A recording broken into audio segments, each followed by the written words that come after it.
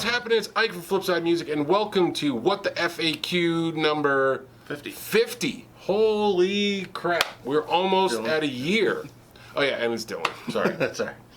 Dylan's here, too. I'm terrible with the intro. Yeah, MJ and I were doing the video last night, and that was like, the intro is like the hardest part. It really is. Yeah. Well, the thing is, you're kind of like jumping in, you forget what's going on. But yeah, we're at episode 50. And so, you know, that's pretty good. 2 more weeks, and we're That's a good run. at 1 year. And I think we've gained like 7 or 8 subscribers. So I think at this pace, by the time I'm fucking dead, sorry, we'll have 2,000 subscribers. Yeah, we'll really crack 2,000. But we do notice that our we do have some pretty loyal folks that watch, and we appreciate you guys watching F-bombs and all. So, Yeah, we have a pretty. That's again, I made it. We What, got a 30 good group seconds? going finally. 30 seconds and we got F-bomb already. Whatever. Yeah. It all works. Just start like a countdown timer. We just got to start a little timer in the corner, like right here. For those of you guys that are new and just checking in or testing out or popping in, whatever, we do a weekly question and answer show. People ask us questions and we give you guys some kind of answer, whether it's good or bad or indifferent. Or on topic or not. Yeah, it might not be on topic, but it doesn't matter. We'll talk about anything. At least it's not hot topic. So if you guys, for those of you guys that have kind of watched us before, check it out. You know, we're repositioned. So we just redid the pedal wall. Yeah, formerly the string wall. Now the pedal wall. The pedal wall, because we're getting so many damn pedals in that we had to make some adjustments. Those of you guys that have come in the shop, you've seen it. It's pretty cool. So yeah, it was a good change too. It kind of. Yeah. We needed it because, you know, you go to work every day and you kind of see the same thing. So it was really kind of good for us to change it up a little bit and Freshen up the shop. Yeah, freshen up, you know, rejuvenate. Yeah. Post spring cleaning. Right. Mid-summer cleaning. Yeah. So, all right. Ready? Yeah, we'll roll into the jump questions. right into the questions. All right. First one is from Mike Rohde. Rody. And actually, I think I had some notes. He said if he disconnects 2 speakers in his 412 cabinet, will that change the impedance? And the info he had about the cabinet is that it's 8 ohms in series and a 412 configuration. Now, I would suspect it's probably in series parallel to reach 8 ohms. I mean, it's possible that it's series, but that just doesn't quite sound right.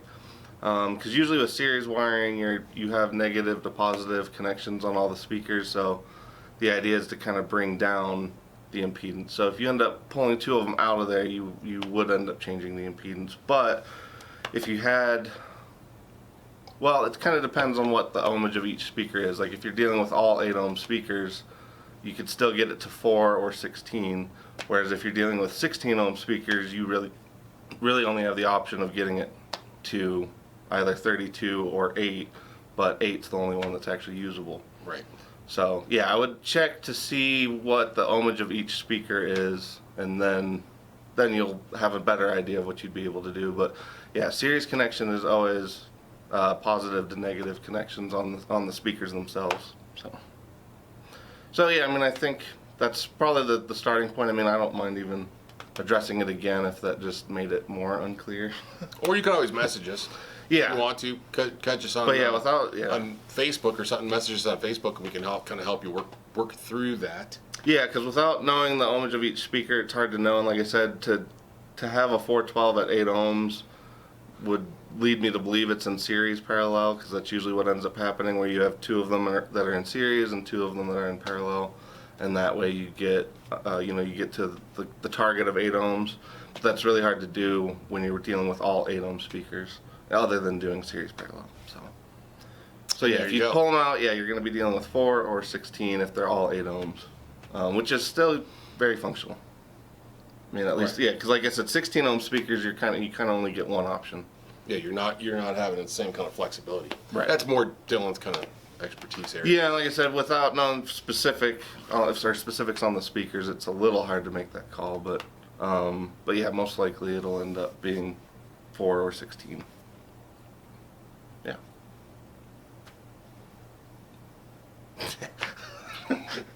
All right. So Next question. Oh yeah. And if you, like I said, if you got any more questions, you can always message us, Facebook or something like that, or email. All right, Dale Badinsky. He asks, do you think $1,000 is a reasonable price for a guitar made in Mexico? He says maybe the world music stuff out of Korea, but Mexico ? So I think is the Mexican craftsmanship worth the $1,000 range guitars? So, I think we're used to stuff coming out of Mexico being less expensive. Well, yeah. So I think people are kind of like, well, that's the price range. It should be X amount of dollars. But that never stays anywhere either, though. That's the only thing. Right. Well, I think the thing with going up to 1,000 is you're starting to look at maybe different finishes, different woods, different grade of wood, different components, and that's going to increase your cost. Kind of going up to it. Is it worth it? I mean, I think the stuff that's coming out of Mexico is on par with the stuff that comes out of Korea, depending on the factory. World Musical Instruments, their stuff is $800, $1,000. We're seeing some brands coming out of World that's $1,000 or better. Well, that's what I was just saying. I mean, I feel like I don't see why. Over the last 5 years, the mid-range of guitars, instead of being like $500 to $700 now, is I feel like more like $650 to $900. That seems to be more the common middle range. So $1,000 is pretty much what it ends up being once you add taxes and all that crap in.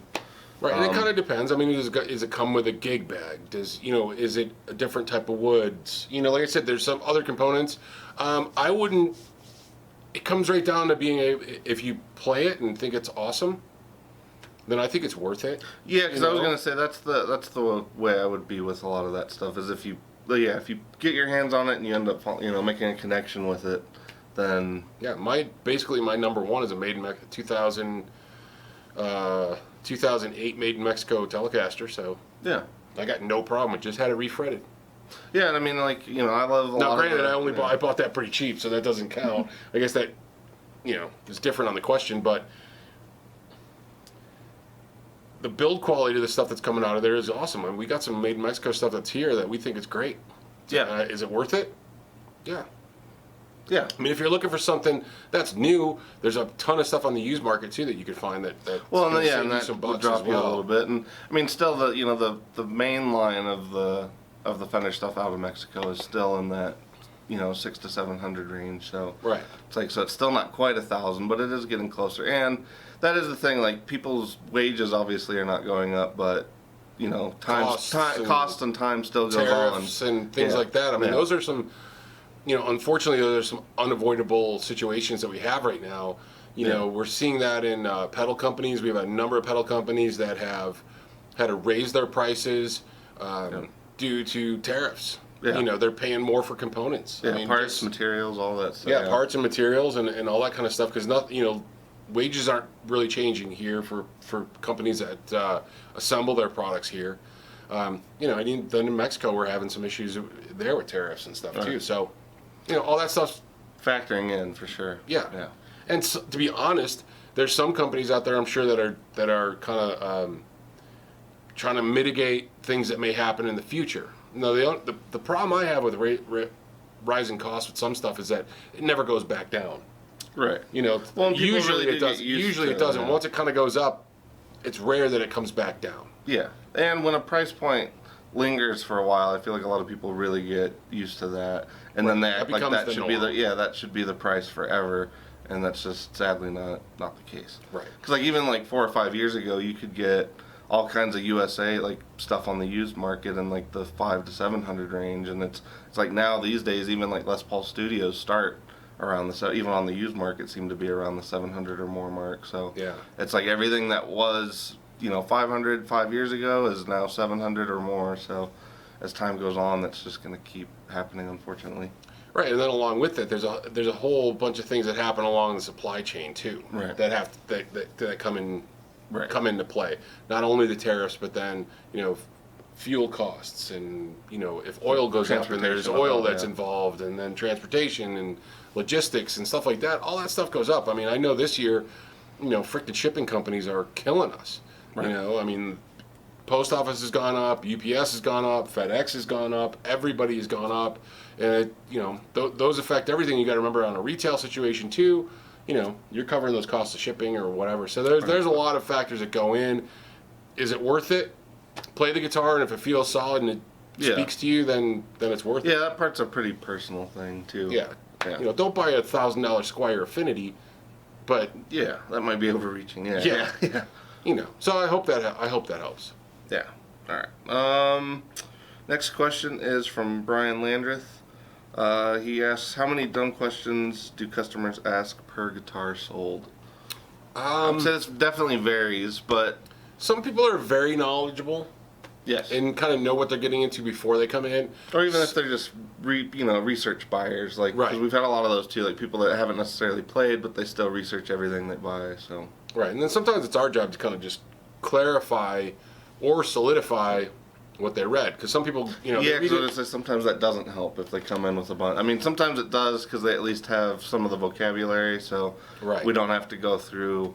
Because I don't really consider vocabulary stuff a dumb question because nobody's just like born knowing any of this, and there's a lot of like conflicting terms in the guitar world. I mean, like tremolo and vibrato due to Fender, it's like that'll forever be an issue that I feel like I got to explain, because you come in and it's like technically it's a vibrato, but every company ever calls it a trem because of Fender, so it's just something that you always have to explain. And I don't really consider that a dumb question, because if you don't know, you don't know.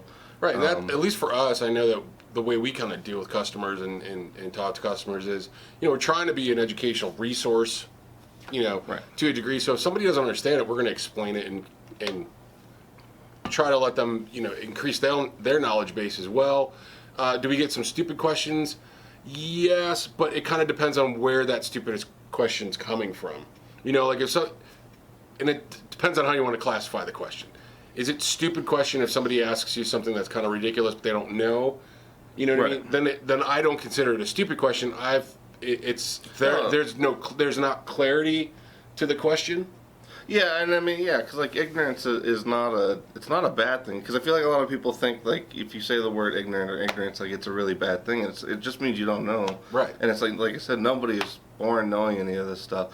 The dumb questions I think that we get are like the one, like if somebody asks like literally about paint, like the weird things that like it can't possibly be serious, but they are, where they like ask you like if the paint changes the tone, or if like the color of the pieces of plastic on pickups makes it a different model, like those things. Right. Where it's like, no, it's the same model, just a different color, and it's like that. Or some people think that's Yeah, or they keep asking the same question in different ways. Ways, and we're like, okay, dude, we've answered that. There's no other way I can get to this. So I don't know. We don't like to approach it as a stupid question. Are there stupid questions? Yes. Yeah. We always have to remember that we didn't know all this stuff when we started.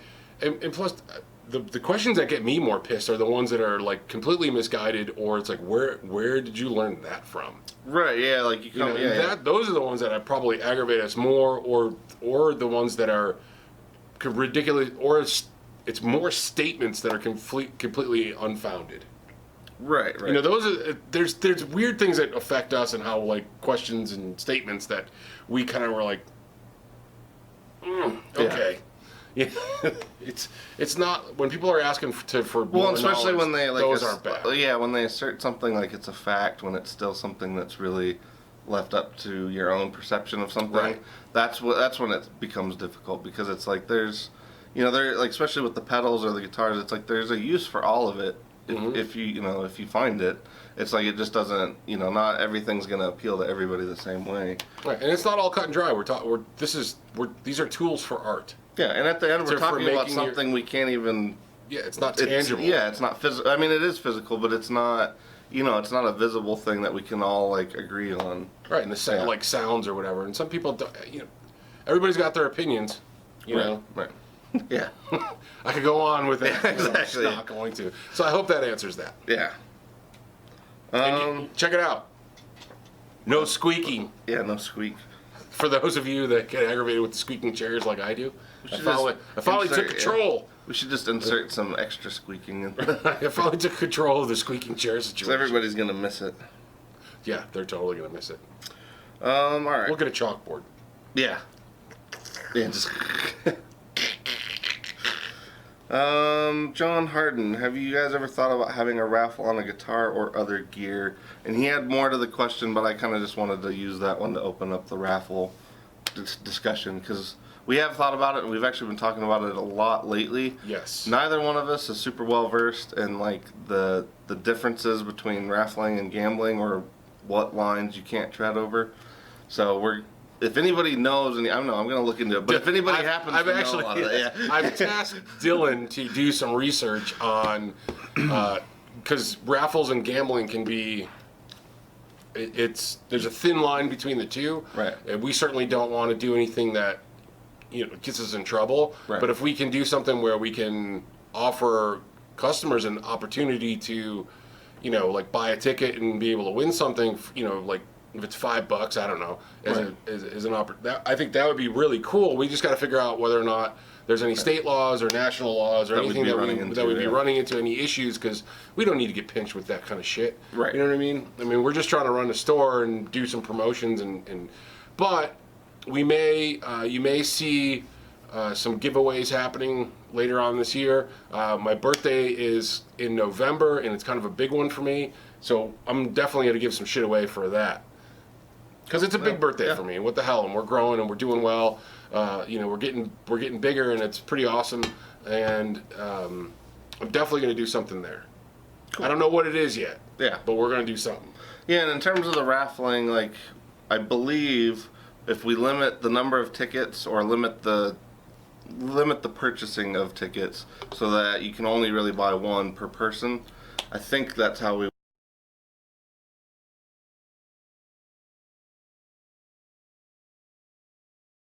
would avoid it, because then nobody could gamble on the chance that if they buy more tickets, they have a higher they're increasing chance. their opportunities. Yeah. So we're researching it. Yeah. Dylan's researching it. Yeah, but if you guys also have any good tips, or if you guys happen to be some weird raffle knowledge experts, if you're a raffle guru, yeah. I'm a raffle guru. Some kind of weird, like, fuzzy. Well, maybe you work for the gaming commission. Yeah, maybe somebody out there. Yeah. I don't know. I have no idea, but we're going to look into it actually, because it's a cool idea, and it's something that we thought about. We just don't want to get pinched. That's all. Yeah, we don't want to do it the wrong way. And yeah, that was pretty much it for the raffle discussion. And then the only other thing I had to bring up was some of the upcoming videos. Ooh, upcoming videos. We've been talking about that for a year or better. Yeah. And well, we're trying to make it. We're trying to do like 2 or 3 of them every other week, basically, so we can kind of parse them out a little bit. Pepper them throughout what we're trying to do. We're trying to figure out a schedule to do that. We have some other, we have some ideas, and we're trying to throw it together. Like MJ was here. He's the other guy. If you haven't ever met him, yeah, you guys will get to know him pretty quick once we start getting these going, because he'll be the main guy doing the camera work and the recording part of it. So. And we're going to get him to kind of get into the live streams with us when we do those on the first Fridays of every month. Right. And the guys have been working diligently. Oh, we lost it. Oh, no. We're in the desert. We're on a rainbow highway. It's in the lounge TV. Okay. Yeah. Well, yeah. I felt like that gave us a more cozy, loungy vibe up there. Okay. So I named it Lounge TV. It's the pedal lounge. Pedal lounge. Yeah. So we basically did one. The shop owns, and I forgot to clarify this, but the shop has a Boss Hyper Fuzz. So we did like a kind of a documenting video of that one, real quick, and then we ended up doing a Greer Super Hornet. So those are the 2 videos that we currently have in the works.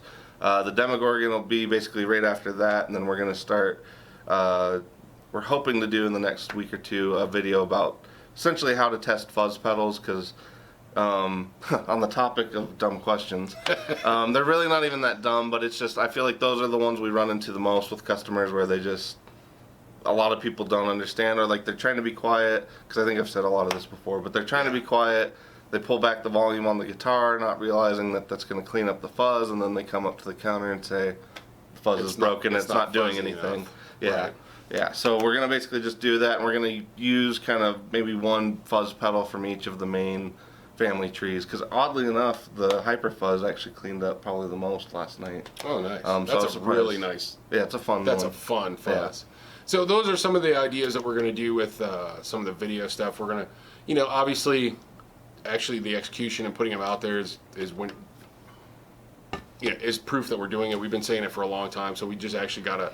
Well, we were trying to work out some of the kinks too. Like we didn't, because I'm not really well versed in doing the recording part of it. MJ really is, but I think, Ike and I also have pretty particular ways we want to do it, just so that we are not really. I don't know, because we don't want to annoy people one way or the other in terms of some people don't like words, some people don't like So we're trying to find play, or we're trying to find that middle ground. Find a middle ground in how to do that stuff, or time. At the end of the day, it's just a matter of we got to throw shit out there, right? Just get it done and start putting stuff. Well, yeah, because I'm realizing you guys. The more we're doing it, the more I'm overthinking it, and now I feel like maybe we need to just start throwing them out there, and we're just going to learn this along the way. That's the best. Yeah. I mean, you guys know. For those using, it's the Flipside way. That's how we do it. Yeah. Ton of show prep. You know how we do it. We spend more time making sure the camera's setting right than everything else. Yeah. We like to wing it, but to us that's a little bit more authentic. We're not trying to be freaking QVC. Yeah. There's plenty of other companies out there that do videos that are basically like QVC. Everything's infomercials, great. yeah. It's great, mate. Oh, this is the greatest aluminum I've ever seen. Oh my God, it's the fuzziest aluminum ever. That's nobody in particular, but no, not at all. Not at all. But anyway, that's it. So, thank you for being tuned in. Thank you for your continuous support, and we'll catch you guys on the flip side. Bam.